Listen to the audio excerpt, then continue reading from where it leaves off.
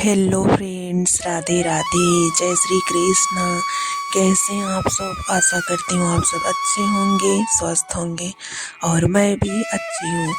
तो आ रहा है फाल्गुन मास की पूर्णिमा। तो आप सभी को फाल्गुन मास की पूर्णिमा की अनंत और अनंत शुभकामनाएं। इसी दिन होलिका दहन भी होता है, तो आप सभी को हैप्पी होली, होली की हार्दिक शुभकामनाएं एडवांस में। तो आज इस वीडियो में मैं आप सबको फाल्गुन मास की पूर्णिमा व्रत कथा सुनाने आई हूँ। तो चलिए शुरू करते हैं। हर साल बुराई पर अच्छाई की जीत की याद के रूप में फाल्गुन पूर्णिमा तिथि पर होलिका दहन किया जाता है। इस होली का यह पावन पर्व मनाया जाता है। फाल्गुन पूर्णिमा पर विष्णु एवं लक्ष्मी जी की पूजा, व्रत आदि करने का जितना महत्व है, उतना ही महत्व इस दिन फाल्गुन पूर्णिमा की पौराणिक कथा का पाठ करने का है। मान्यता है कि ये कथा सुनने से यश, कीर्ति, धन धान्य और संतान सुख प्राप्त होता है तथा मरणोपरांत वैकुंठ धाम की प्राप्ति होती है। व्रत कथा महर्षि कश्यप की पत्नी एवं दक्ष पुत्री दिति के गर्भ से हिरण्यकश्यप और हिरण्याक्ष का जन्म हुआ। दोनों ही महाबलशाली थे। फलस्वरूप देवताओं को पराजित करके इन दोनों भाइयों ने स्वर्ग पर अपना अधिकार कर लिया। उनके अत्याचार से देवलोक में हाहाकार मच गया। अतः भगवान विष्णु ने वाराह अवतार लेकर हिरण्याक्ष का वध कर दिया।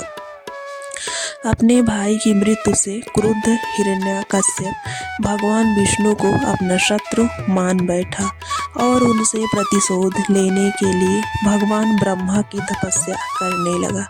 उधर हिरण्यकश्यप की उपस्थिति में देवताओं ने दैत्यों पर आक्रमण कर दिया और स्वर्ग पर पुनः अपना अधिकार प्राप्त किया। हिरण्यकश्यप की पत्नी कयाधु उस समय गर्भवती थी, जिसे देवराज इंद्र ने बंदी बना लिया। वो कयाधु को लेकर अमरावती जा रहे थे। तभी मार्ग में उन्हें देवर्षि नारद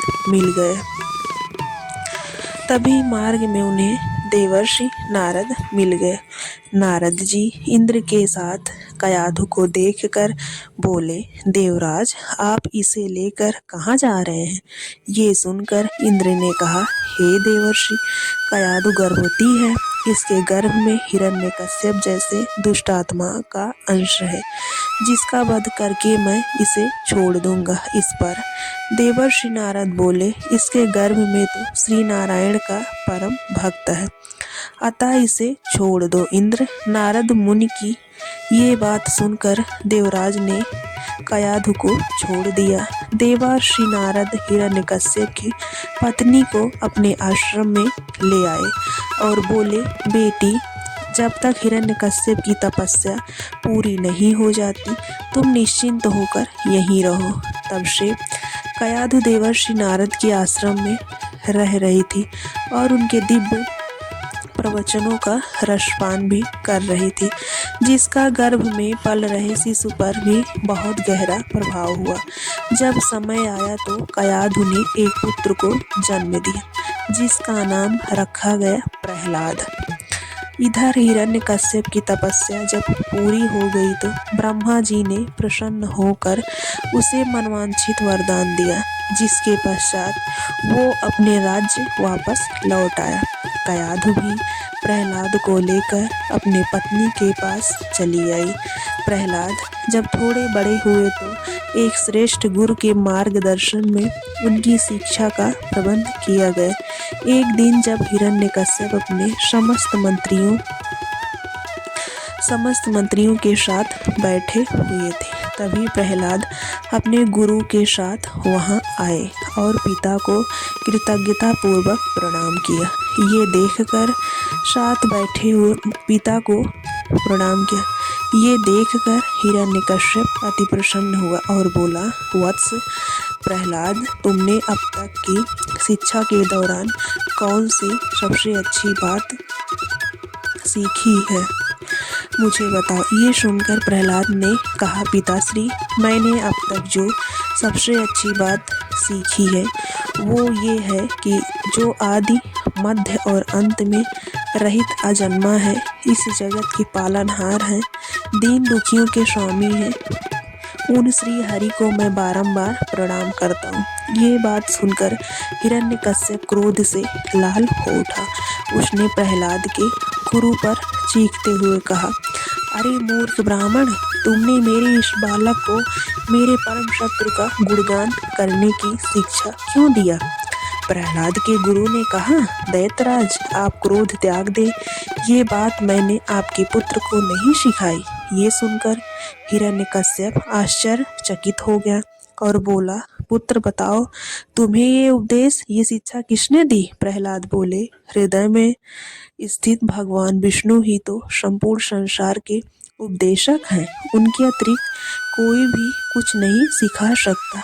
ये सुनकर हिरण्यकश्यप क्रोध से पागल हो उठा और बोला, अरे मूर्ख, मेरे सामने ये विष्णु कौन है। तू क्यों बार बार उस दुष्ट का नाम ले रहा है। क्या तुम इसका परिणाम जानता है। हिरण्यकश्यप ने प्रहलाद को बहुत समझाया। मृत्युदंड का भय दिखाकर श्री विष्णु भक्ति से दूर करना चाहा, परंतु प्रहलाद के मन से भगवान विष्णु के प्रति श्रद्धा तनिक भी कम ना हुई। इसके पश्चात क्रोधित हिरण्यकश्यप ने अपने सेवकों को आज्ञा दी कि इस दुरात्मा को मौत के घाट उतार दे। इस शत्रु प्रेमी को मार डालो। यह कपूत तो अपने ही कुल का नाश करने आया है। दैत्यराज हिरण्यकश्यप की आज्ञा सुनकर उनके सैनिकों ने प्रहलाद पर तरह तरह के अत्याचार किए और उन्हें मारने का प्रयास किया, परंतु हरि के कृपा के कारण वो सब प्रहलाद का बाल भी बांका करने में असमर्थ रहे। हिरण्यकश्यप यह सब देखकर बहुत क्रोधित हुआ। अंततः उसने अपनी बहन होलिका को आदेश दिया कि वो प्रहलाद को गोद में लेकर अग्नि में बैठ जाए, क्योंकि होलिका को यह वरदान प्राप्त था कि अग्नि से उसे कोई हानि नहीं होगी। अपने भ्राता का आदेश पाकर वह होलिका भ्राता की आज्ञा मानकर होलिका प्रहलाद को गोद में लेकर अग्नि में बैठ गई। उस समय प्रहलाद हाथ जोड़कर आंखें बंद कर नित्य प्रभु ध्यान में मग्न रहे और नारायण नारायण का जप करते रहे। हरि कृपा के फलस्वरूप प्रहलाद अग्नि में बैठकर भी सकुशल बच गए, किंतु होलिका उसी आग में जलकर भस्म हो गई। तो ये थी छोटी सी कहानी होलिका दहन की। और फाल्गुन पूर्णिमा, जिस दिन होलिका दहन होता है उसी दिन फाल्गुन पूर्णिमा मनाई जाती है, यानी अच्छाई पर बुराई पर अच्छाई की जीत।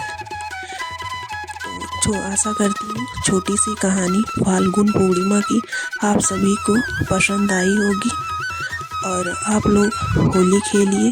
फिर से आप सभी को होलिका दहन और फाल्गुन पूर्णिमा की अनंत और अनंत शुभकामनाएं और एडवांस में हैप्पी होली। राधे राधे, जय श्री कृष्ण।